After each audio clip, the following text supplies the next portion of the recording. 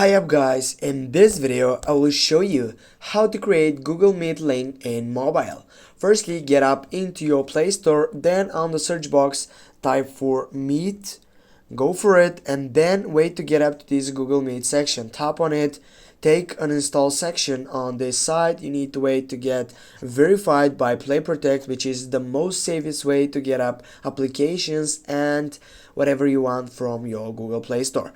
Now just you want to get up to the scanning side and to wait until it gets verified, and now when you get to full action you go open and then you wait on it. I will go with this, just go for continue.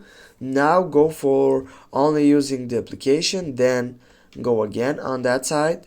Now what you need to do right now, simply you need to get up into the section which is new meeting, and now as you can see here you have four options right there. You can get up, join a link, you can start an instant meeting, go for start an instant meeting.